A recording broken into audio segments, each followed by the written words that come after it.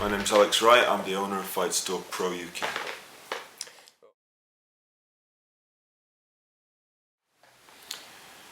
I can tell you the story that I tell everybody usually over a pint, or I can tell you the truth, so I'll try them both.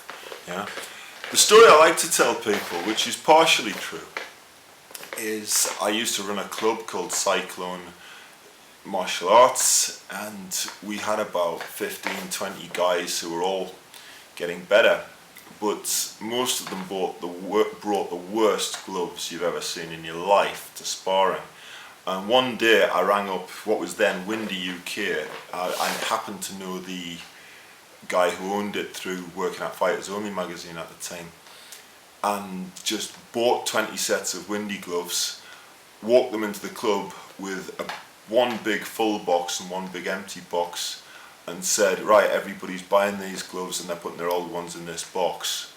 And that's kind of how it started. There is some truth to that, but that's not the whole story, obviously.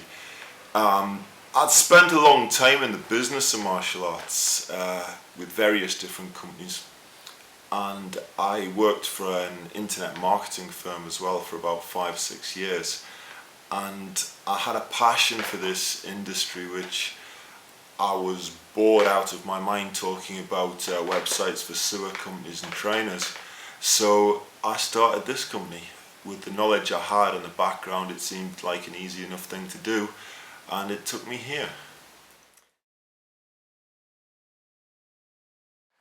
The main reason was when we started Fight Store MMA back in late 2009, we picked a URL that kind of encapsulated what it was we did. But with my background in training and going back as far as I kind of do with my mixed martial arts and martial arts training, MMA was a term at the time that pretty much meant a mix of martial arts.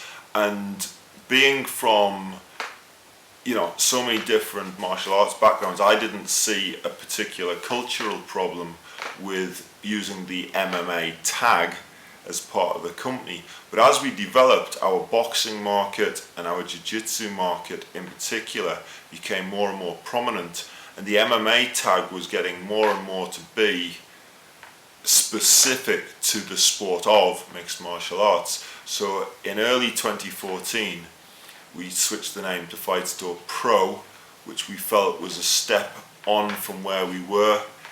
We rebranded the site, we rebranded the company, and we wanted to really confirm our ethos as a company as a true professionals fight store aimed at people who were serious about their sport and wanted true quality in their products.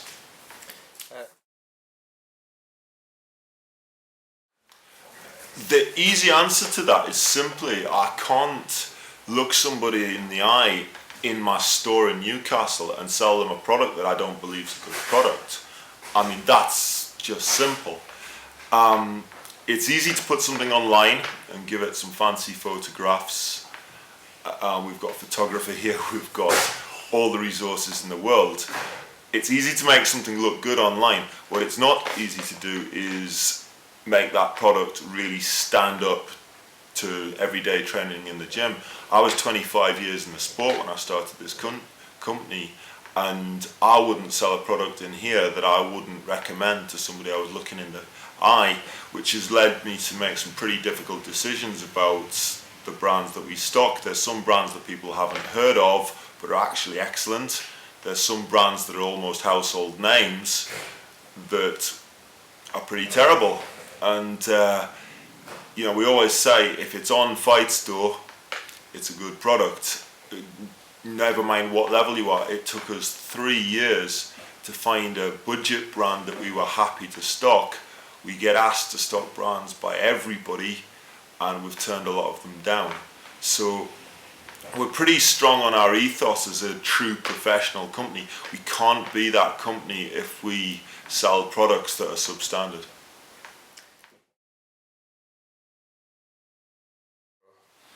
Simply meeting the people, whether it's an everyday walk-in customer, whether it's somebody on the phone, or whether it's an international star.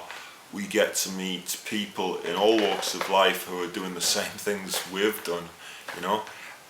If you're from the gym culture, whether it be boxing, Muay Thai, MMA, BJJ, judo, if you're in that culture, you kind of already know the people. I've been lucky enough to train with superstars like Gunnar Nelson, like Mike Wilkinson, like Carlos Famola. I could reel off a bunch of big names. I think I just have. But one of the great things is just meeting the people, whether they're just starting out in the sport or whether they're at the absolute highest level of it, because we're all from the same culture, basically. But one of my favourites recently was at Mjolnir in Iceland with Gunnar Nelson, where he came to meet us on the first day we went over. As part of a group, we all went out for lunch, and it never comes over on camera how funny Gunnar Nelson is. Like, I mean, the guy is hilarious. He's such a cool guy. So we set up an interview and asked him some pretty out there questions, but his answers were further out there. Check it out. Yeah.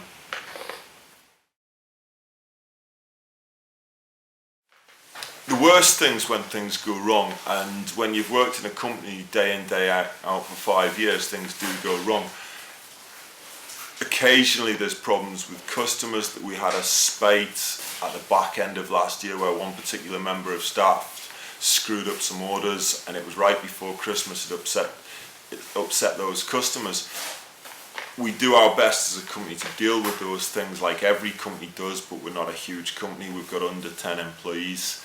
And what we can say is when things go wrong, we always try and make sure that we make a good job of fixing those issues and hopefully retaining those customers. But each and every time something goes wrong with a customer, I kind of take it to heart and want to make sure that that customer wants to use us again.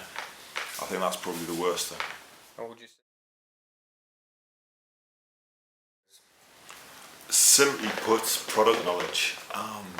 We built this company on actually knowing what we were talking about. At the time that we set the company up, I'm not going to name names, but our 3 main competitors, not one of them actually came from a martial arts background at all. In fact, 2 of them, I doubt if they'd ever been in a gym in their lives. So we've built FightstorePro on actually knowing the products that we're recommending to people on quite a deep level.